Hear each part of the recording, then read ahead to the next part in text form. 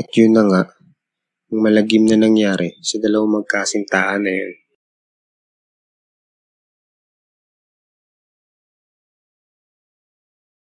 Naging usap-usapan yun hanggang sa kabilang baryo. Kaya magmula nun, bihira na lang ang mga tao nagpupunta sa lugar na to. At ang iba naman ay nagsisilipatan na. Mabuti na lang at nakatulog na si Sophia. Kaya nga mabuti na lang talaga at kumalma na siya.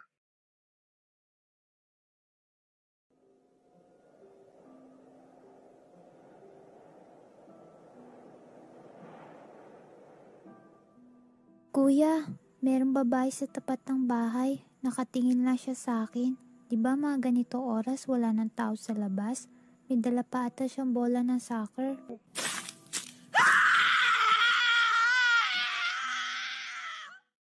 Pinangako ko sa ating ama na kahit anong mangyari ay poprotektahan kita.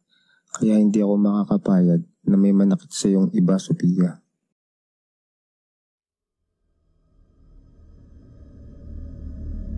Sige mga kapatid, ubusin siya. Wala kayong ligang buhay.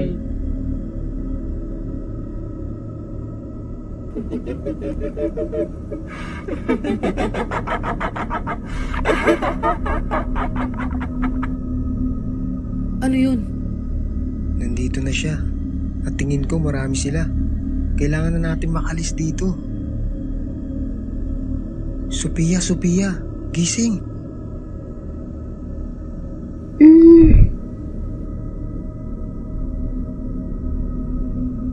Kuya, bakit po? Alam kong takot at balisa ka pa sa nangyayari kanina. Pero sa mga oras na to, kailangan mong maging matapang. Dahil kailangan na natin makaalis ngayon dito. Sige po, kuya. Pipilitin ko po maging matatag. Ang lamig, iniginaw ako. Sandali, kukuhanan kita ng mga susuotin mo. Kuya Jeff, nandyan pala kayo? Oo, Sophia. Kailangan na kasi natin makaalis dito. Kamusta na pala pakiramdam mo? Opo, Kuya Jeff. Okay na ako. Hi, Neil. Kamusta ka? Heto, hindi pa rin makapaniwala sa mga nangyayari.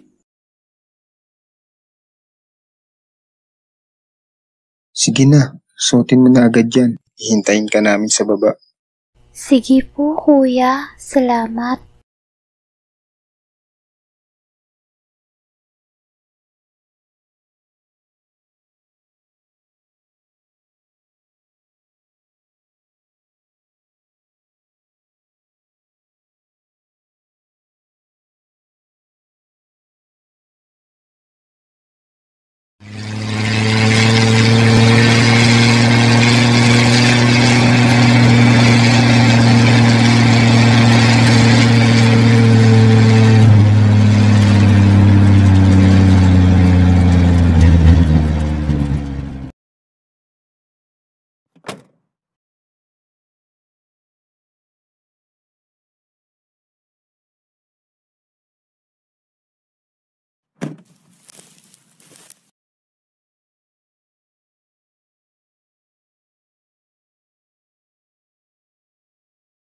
Nakarating na din tayo.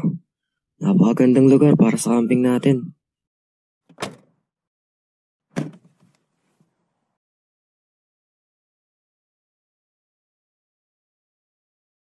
Nakakatakot naman dito. Sure ka bang ligtas tayo dito? Huwag kayo matakot. Kakasama naman tayo. Basta huwag tayo mag-iwalay Tara, ilatag na natin ang mga tent para may aayos na natin ang mga gamit natin. Present. Hoy, Banjo at Lucas, labas na dyan. Ayusin na natin mga gamit. Nakatulog pala ako. Ito na ba yung lugar?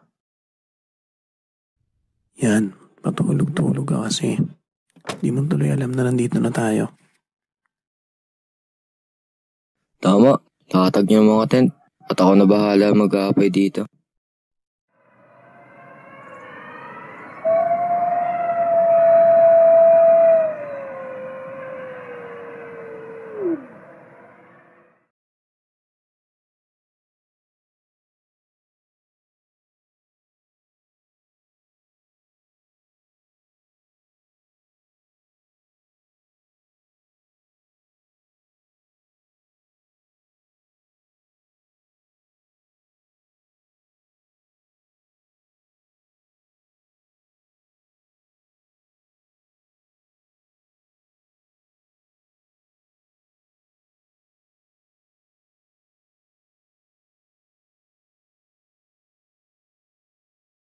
Alam na alam ni Kuya na ang jacket ni Papa ang nagbibigay sa akin ng lakas.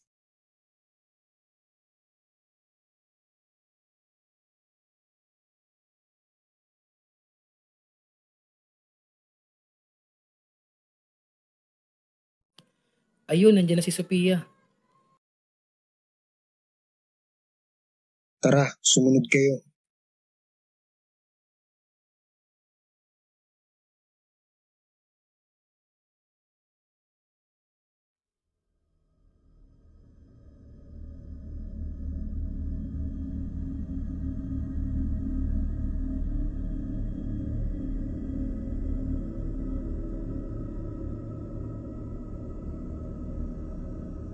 Wala na sila dito. Pagkakataon na natin to. Mabuti naman kung ganun.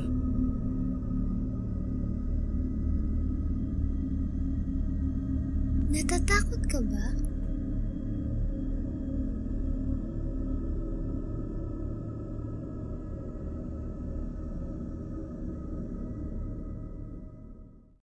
Ha? Medyo. Dahan-dahan lang para di nila mapansin. Natatakas na tayo. Dito tayo. Sige na, Sophia. Mauna ka na. Sige.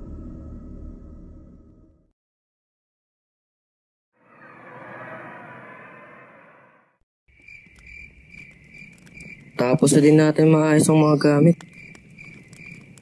Yan, mainit ang paligid. Ang ganda ng buwan. Bilog na bilog. Ang sarap magkwentuhan. Nakakatakot. Tama. Magandang idea yan. Magsitigil nga kayo. Alam niyo ba, ang sabi ng mga matatanda, nagpapakita daw ang mga kaluluwa pag bilog ang buwan. Talagang itinuloy niya, oh. Ito naman, masyadong matatakotin. O siya, tama na yan. Mabuti pang mag-uwi na tayo ng makakain.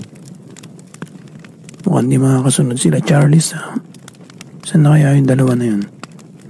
Hehe, baka nagbebetem muna sila.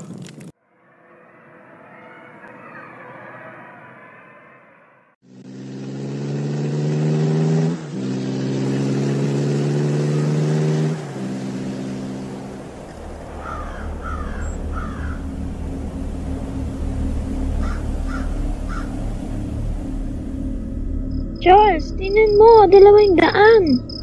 Lagot na. Mukhang napaiwalay tayo sa kanila. Saan kaya yung tamang daan?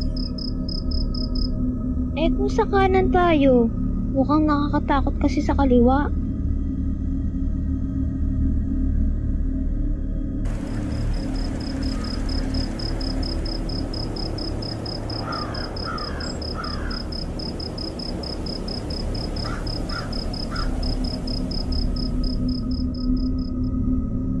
Wait lang, Lucy Tawagan ko muna si Renz.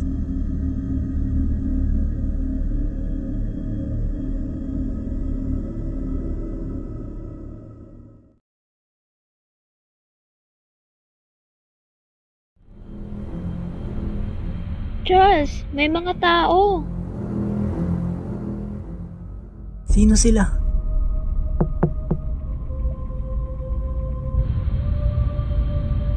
Charles, anong gagawin natin? Ayoko pa mamatay. Huwag kang mag-alala, makakalabas tayo dito na ligtas.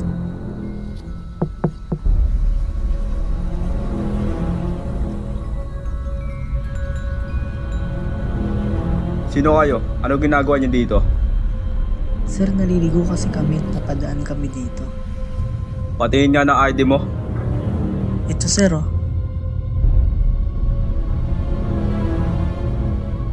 Aba mga dayo, buha ba kayo dyan? Sir, wala naman kaming ginagawang masama.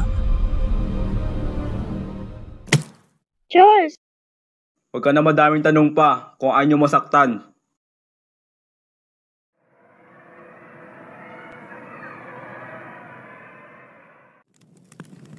Wait lang guys ha, balik din ako. Sige, ingat ka dyan pre, baka may multo. Ha. Loko.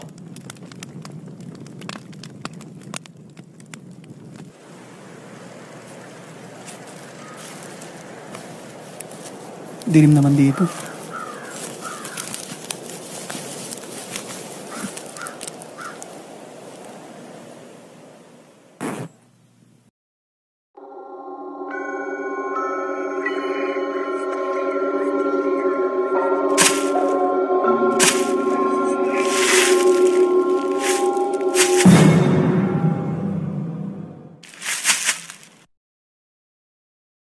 Kuneho lang pala.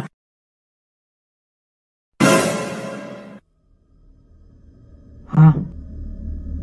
Bola? Sino yan? Ano yun?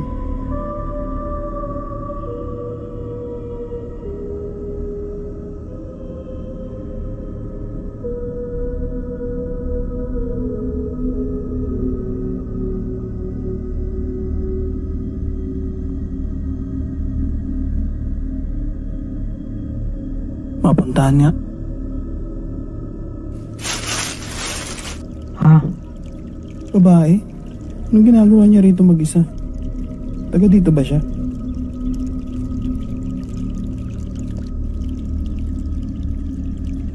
Sino siya? Ang ganda niya. Nakatingin ba siya sa akin?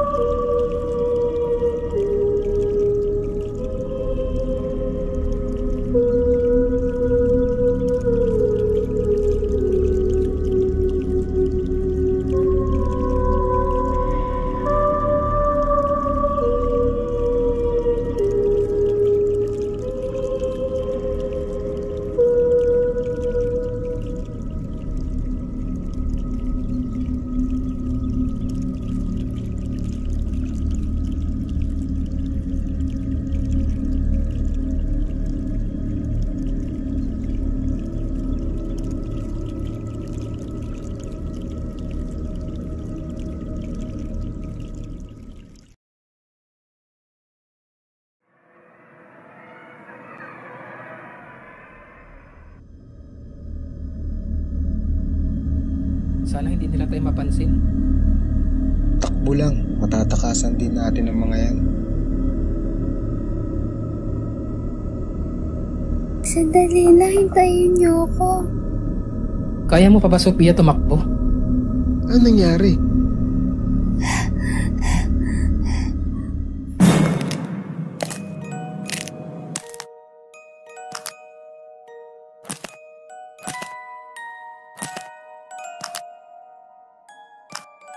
Kuya Jeff, nandito na siya. Yarina! Bakit? Kuya Dave, lagot na. Nakita si Sophia. Iya. Kuya,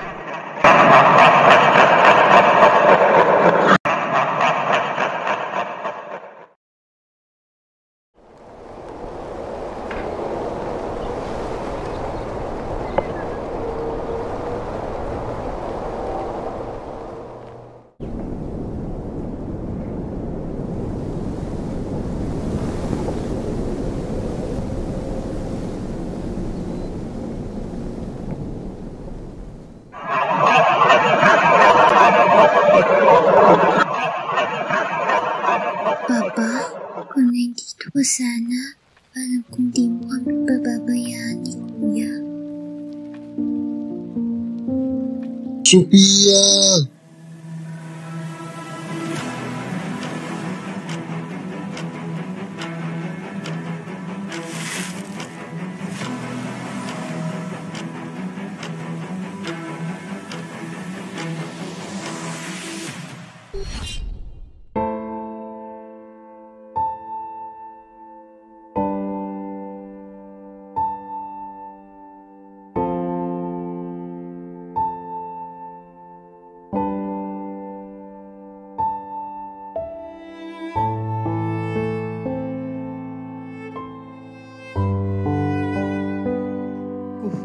Kuya Dave. Jeff, huwag mo na akong alalahanin. Si Sophia, kailangan niya ng tulong.